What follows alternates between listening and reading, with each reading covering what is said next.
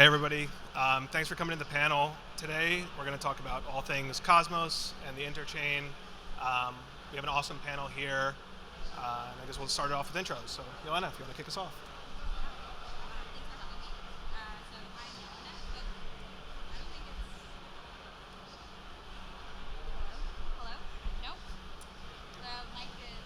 I think it's normal that you. No, but there we go. Okay, that was loud. I'm sorry. Okay, cool. So thank you for having me. I'm Yelena. I'm the co-founder of Noble. Noble is a app chain within the Cosmos ecosystem. We're bringing native USDC to Cosmos and really looking to become an asset issuer. Working with asset issuers to bring other stablecoins, other assets into Cosmos, and really helping the rest of the ecosystem grow and thrive. So yeah, we just went live with native USDC last week. So we now finally have USDC live in Cosmos after many years of demand. So happy to be here and excited to talk about Cosmos. Hey everyone, so my name is Youssef. I'm the co-founder of the Atom Accelerator DAO, which is a grant-focused DAO that is fully dedicated to the growth of the Cosmos Hub, which is one of many Cosmos chains, as you all know. We're fully owned by the Cosmos Hub and the Atom community. I'm also a member of the economic committee of the ISC stablecoin that is built on Agoric. So Agoric is a smart contract platform that leverages hardened JavaScript to onboard Web2 developers into Web3.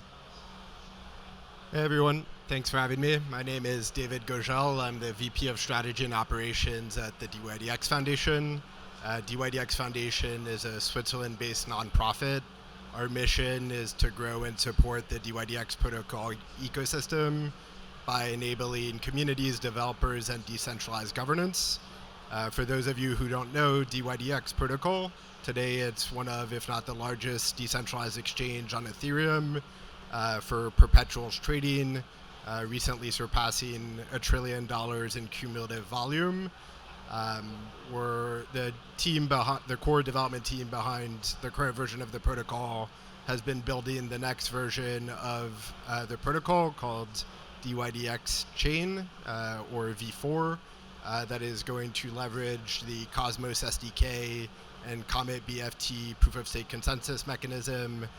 That code has been under development for the last 2 years and has recently been open sourced under a BSL license and will be fully open sourced in the near term, at which point we expect to launch the DYDX chain subject to kind of a number of community and governance decisions. Thanks a lot for having me. Thank you guys. So to jump right into it, I kind of want to talk about the proliferation of the app chain thesis, something that was really born in the Cosmos, but has started to expand to other ecosystems. So particularly L2s on Ethereum. Every major L2 provider has their own app chain strategy, how they're thinking about it, whether it's L2s or L3s.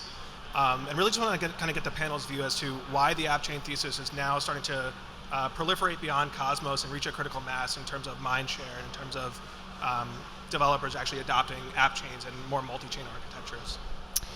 Yeah, I'll jump in. So, I mean, I think the topic that we're, here we have on the screen is, Cosmos at a crossroads. What will save the internet of blockchains? And I think this is an interesting title for the discussion because it sort of presumes that Cosmos has sort of failed in its mission. But as you just pointed out, Matt, the reality is that a lot of other ecosystems, whether that's the Ethereum ecosystem, Layer 2 ecosystems, Polygon, etc., they've actually adopted a lot of the core sort of ideals and principles that Cosmos really started off with since the very early days. Ever since Tendermint, which is now Comet BFT, sort of came into existence, and then after that, obviously, we had the Cosmos white paper, which talked about the internet of blockchains and sovereignty and interoperability. So I will point out that I think we have very kind of serious sort of like challenges to, I think, like adoption, and obviously, we'll talk about some of those challenges, but when we talk about kind of has Cosmos succeeded, I mean, the proof is out there, right? We have, major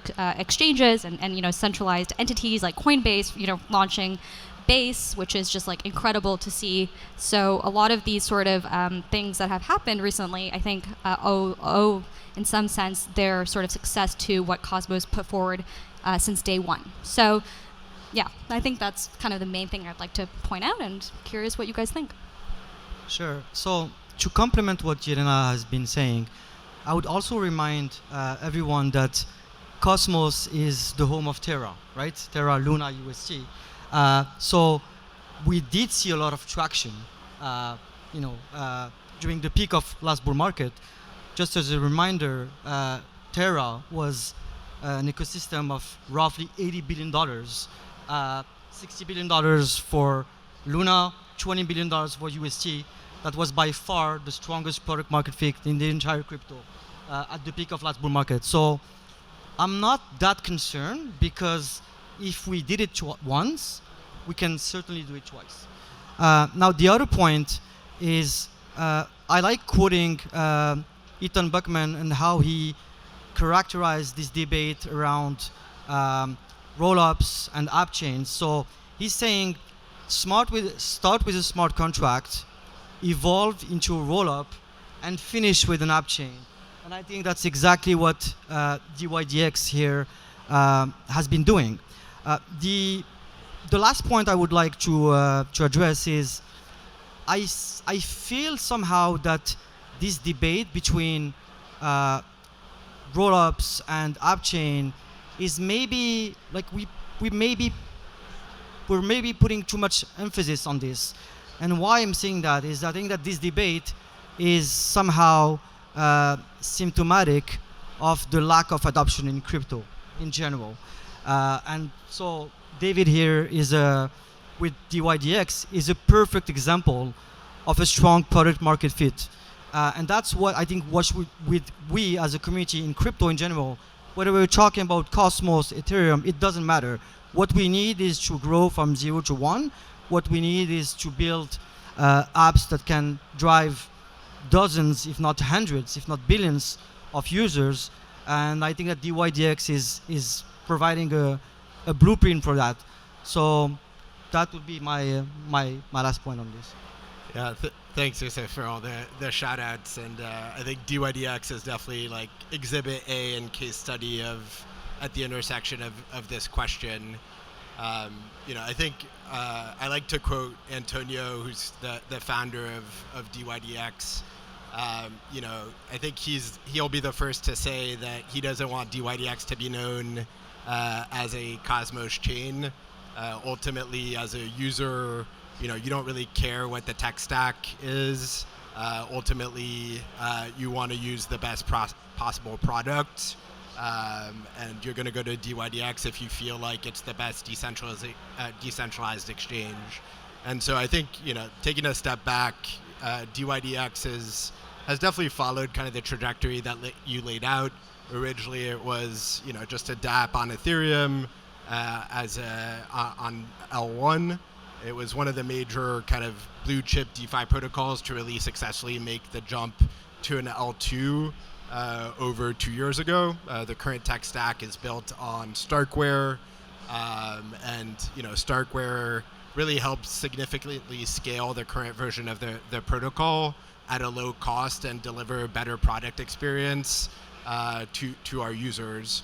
But ultimately, in the growth cycle of any protocol that matures, I think it makes sense to then consider an app chain as really kind of the end state.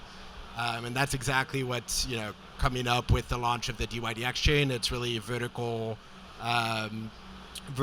integration.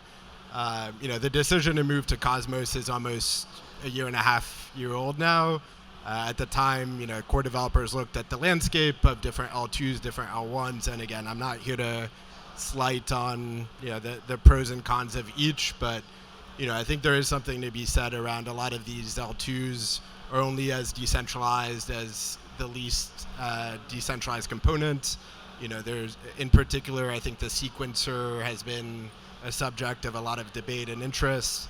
And for us, I think, looking at what can be built on Cosmos from a customizability standpoint, a scalability standpoint, to really meet the needs of our users and build the best product possible, Cosmos is a fantastic decision, and we can't wait to launch the DYDX chain very, very soon. I'll jump in there. I think it's very interesting what David touched on when you sort of referenced kind of Antonio's take that the user shouldn't care what stack you're building on. They should just have a great user experience and love your product at the end of the day.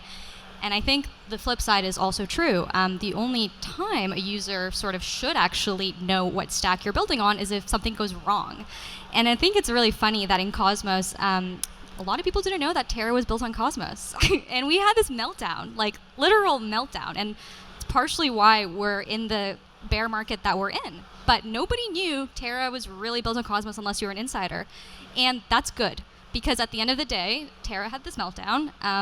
And there was a chain halt, and we don't have to get into specifics, but it was obviously a very catalysmic event. But Tendermint kept running, Cosmos Hub kept running, IBC kept running, Osmosis kept running. Of course, chains were impacted from a capital perspective, but from a technical perspective, everything kept running. And I think that's really beautiful. And I think when we talk about layer 2s, and apparently there's something called a layer 3, I don't know what that is, but that's complicated, right? And I think your users shouldn't have to deal with that. I think from a developer perspective, you should know what you're building on and the stack, and you should have a good reason, but users shouldn't care. So. Yeah, and I think to that point too, one of the things with these multi-chain ecosystems is often composability and interoperability, right? And this has been a common pushback of the app chain multi-chain thesis is you don't get the same composability that you get on a smart contract chain. It's a general purpose smart contract chain. That being said, all of these layer 2s now have their own multi-chain strategy. They're going to run up into the same issues that Cosmos is running into or has run into historically with interconnectedness of blockchains and having a seamless cross-chain UX. What are some of the things happening in Cosmos that where Cosmos stands apart from other multi-chain ecosystems from a UX perspective? Is it interchain accounts? Is it interchain security? What about that is more compelling to build in the Cosmos stack as opposed to the OP stack or Arbitrum Orbit or one of these other L2 stacks? The question is about challenges UX challenges. So I think we have a few challenges, but it's fairly normal at this stage of Cosmos development. So I'll just give one example. IBC, which is somehow the golden standard as of today. I don't think we can have dozens of winners in cross-messaging protocols. I think we have 2 or 3, like you're saying right now with Web 2, with HTTP, for example. So right now, the challenge with IBC is because of the architecture of Cosmos, it's very difficult to abstract away IBC. I've always said that in order to reach its full potential, IBC is going to have to be completely abstracted away. So in a way, in order for IBC to be successful, users won't need to know that they're using IBC. And when we reach that stage, I think that's where we can potentially reach escape velocity. I think it's a huge market, the IBC. It's interoperability, cross messaging between different L1s. And if we see 1 or 2 winners, it's potentially an absolutely massive market. I would say that the other challenge that we have in Cosmos is we can do better when it comes to marketing ourselves. So if you look at all the other L1s, whether we talk about Solana or Ethereum or Avalanche, they all have in common one thing, which is a very strong foundation.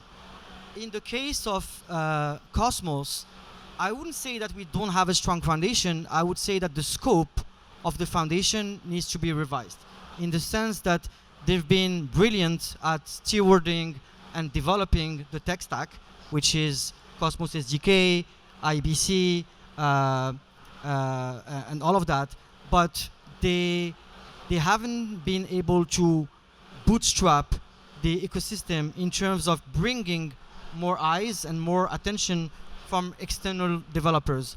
And so we at the Atom Accelerator, we also call ourselves AADAO, we're trying to not do the same thing that the ICF is supposed to do, but do it at the level of the Cosmos Hub itself.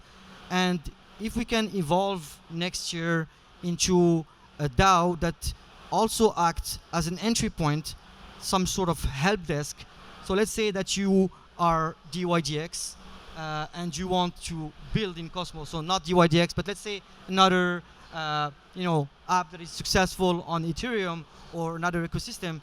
Right now, there is no entry point. There is no help desk. So you would have to figure out by yourself because it's very decentralized. It's very chaotic. We like that chaos, but we think that there is a way to better streamline onboarding of developers and apps, dApps.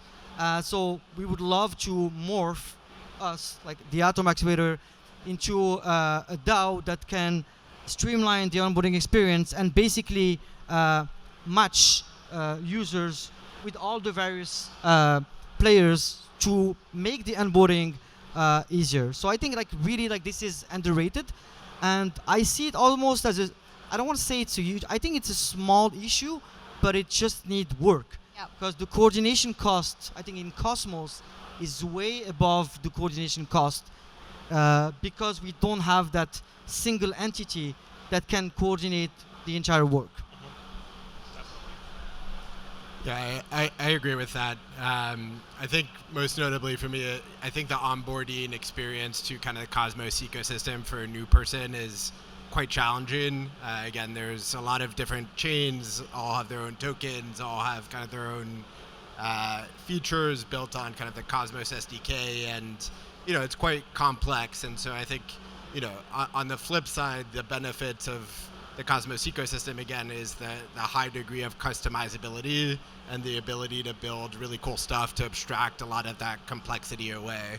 And so one example for that with the DYDX chain is that really any wallet, whether it's MetaMask, an Ethereum wallet, will be able to onboard directly to the DYDX chain, in a really simple manner. And again, with other ecosystems out there, they've had kind of more time to build products. They have an active user base, but I think it's a really exciting time where the user experience to onboard to the ecosystem has been a focus for the DYDX team and others in the protocol. And so really getting kind of more liquidity, potentially through the issuance of Noble, getting more users to test out kind of the infrastructure and onboard to the chain is really, from my opinion, we're at that tipping point.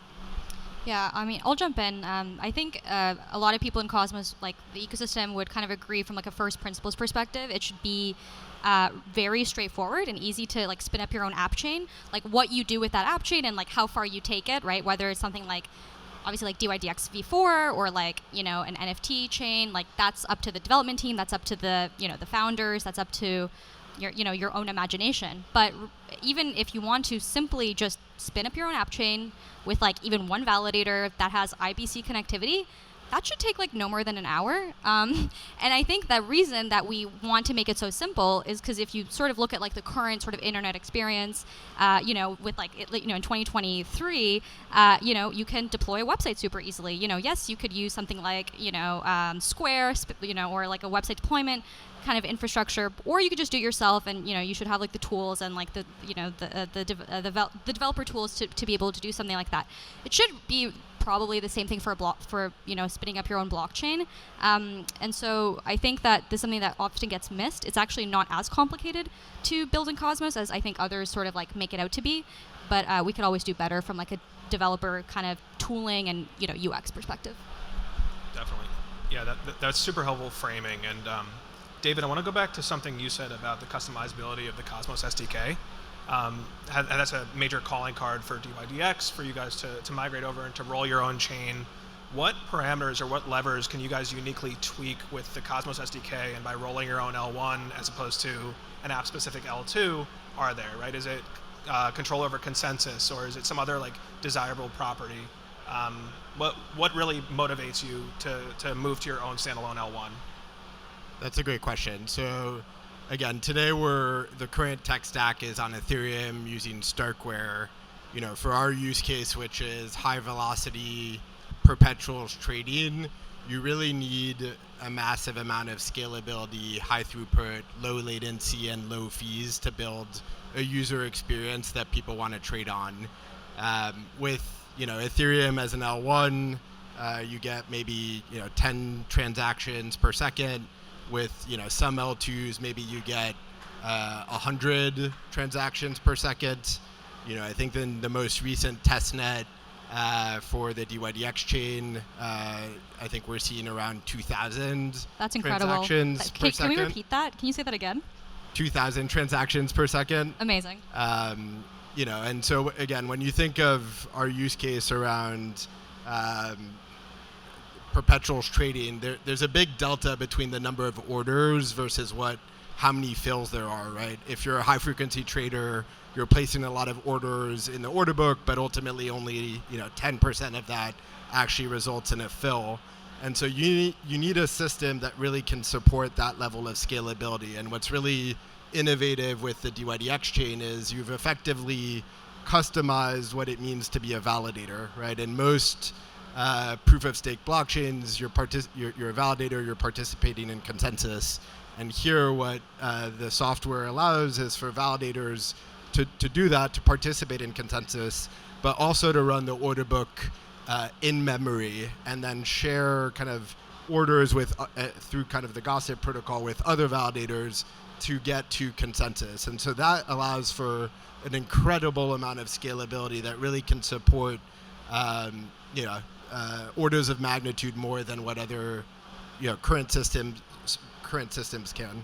So that's like one big piece of the customizability. It's really building an app chain that is specific to our use case, which is trading and building the best possible vertical tech stack to be able to support that. I talked a little bit about kind of validators contributing to the security of the network.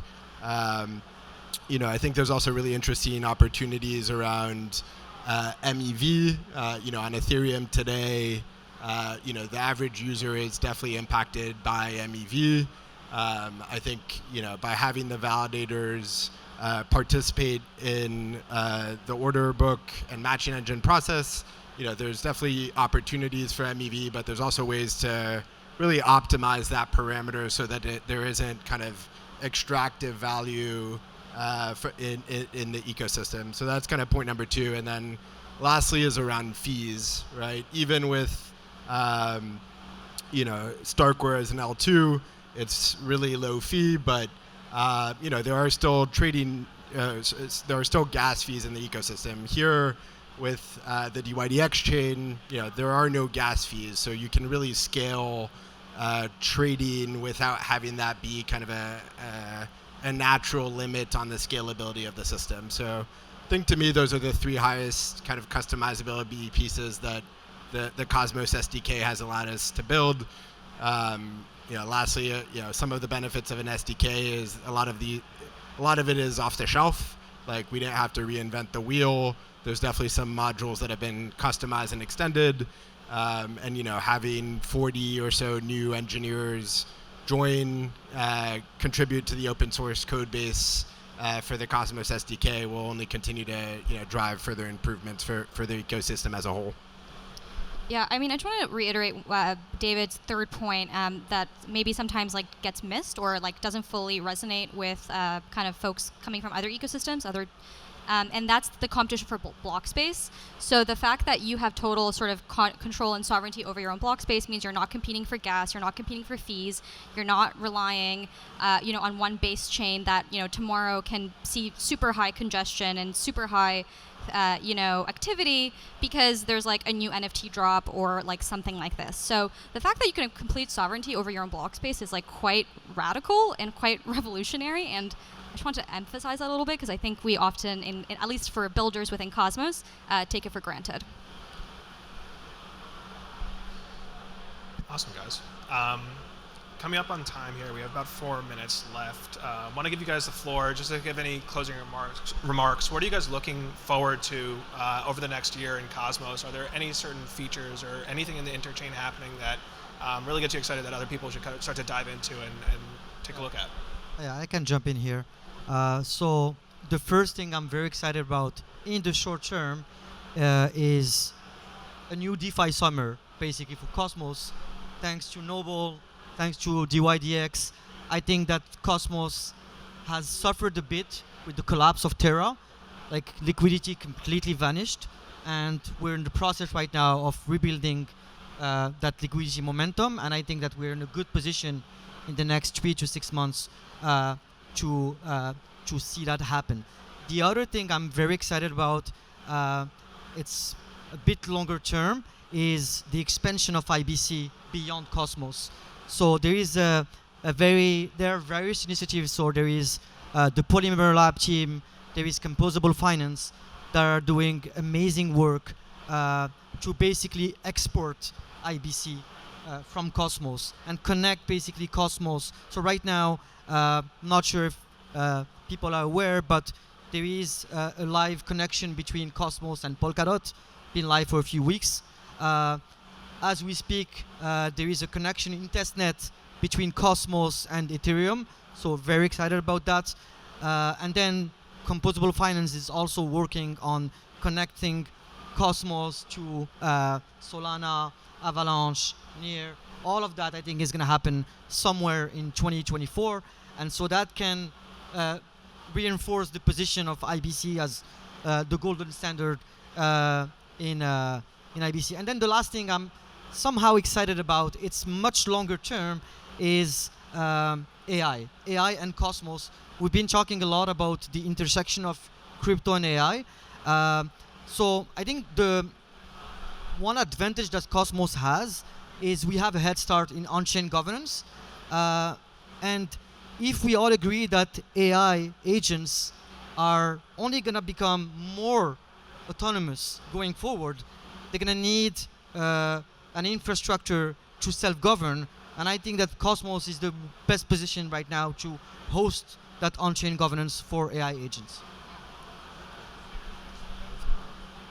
I mean, I think Yusuf covered it. I'm just excited to see IBC be the gold standard for, interoperability and permissionless communication between sovereign chains, whether obviously it is the gold standard within Cosmos, but as Yusuf said, extending that to EVM chains, extending that to Polkadot, Solana, Near. I think we're going to see IBC overtake every single bridge that's currently out there to be the gold standard for permissionless communication, and I feel very strongly about that. I think it'll take some time, but all good things come to those who wait. I'm really excited about Noble and the native issuance of stablecoins in kind of the Cosmos ecosystem. I think that's just a big unlock for driving liquidity in kind of the ecosystem. So that I'm excited about that, and honestly, I'm just really excited for the launch of the DYDX chain. I know we've, as an ecosystem, have been talking about it for over a year, 2 years of development, and at this point we're less than probably 30 days from Genesis, which is really exciting, subject to the community deciding on a few governance actions. And so I think for us, really moving from an application to a proof of stake blockchain is just a lot of work, and I'm sure a lot of the Cosmos ecosystem and the broader DeFi DEX crypto ecosystem is looking at DYDX chain as whether a testament of the app chain thesis, and is that really the direction that the ecosystem is headed. We're obviously betting the house on it, and we're just really excited to share that with the world. And the code is now open source, and we're excited for all of you to take a look and build on top and around the exciting ecosystem that we're building. And then, if I may, one last thing, because I represent the Atom Accelerator, so I have to talk about Atom real quick.